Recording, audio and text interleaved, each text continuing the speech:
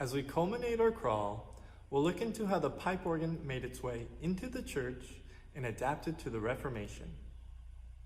Until the Industrial Revolution, the pipe organ and the clock were the world's two most intricate and complex man-made artifacts.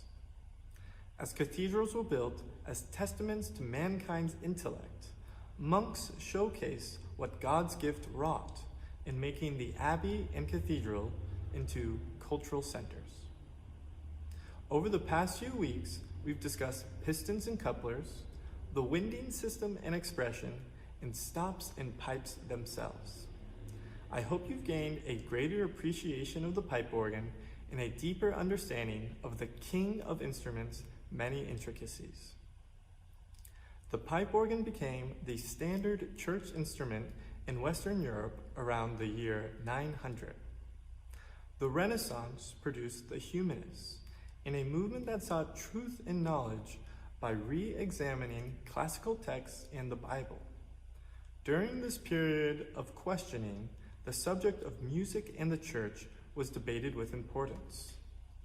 The demolition of icons during the 16th century was a hallmark of the Calvinist Protestant movement in response to items associated with Roman Catholicism, including images, choirs, and instruments, particularly the pipe organ.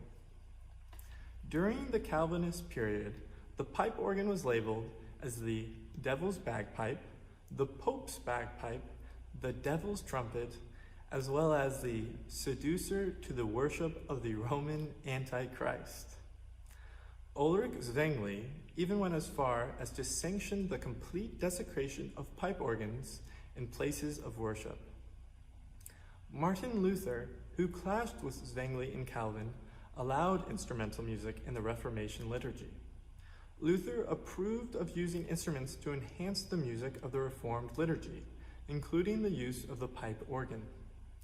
Luther's desire for the active participation of the congregation through hymnody was a result of his concern that the people participate actively in the singing of the liturgy. Luther's stated goal was the restoration of true worship. He understood the tremendous benefit resulting from hearing the word of God and uniting as a congregation to offer thanksgiving in song.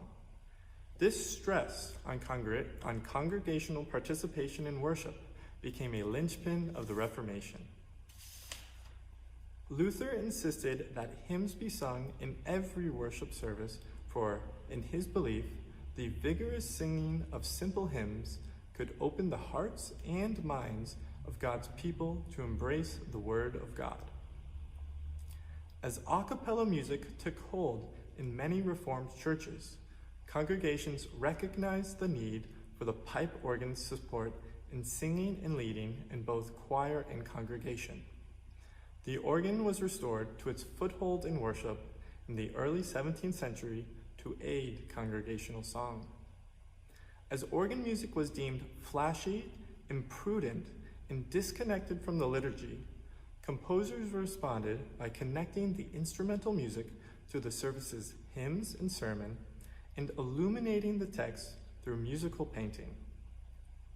This week, I play Johann Sebastian Bach's Chorale Prelude, Dirk Adams' Fall, Ist ganz verderbt, which showcases a composer's response to the Reformation. The hymn Dirk Adams' Fall discusses Adam's fall and man's corruption following the original sin. The piece is characterized by its pious tone, use of a hymn tune, and text painting, with its descending sevenths in the pedal, imitating man's fall from Eden. Bach seeks to educate and actively engage the listener and congregation in worship through this chorale prelude. Happy Friday and 503rd Reformation Day.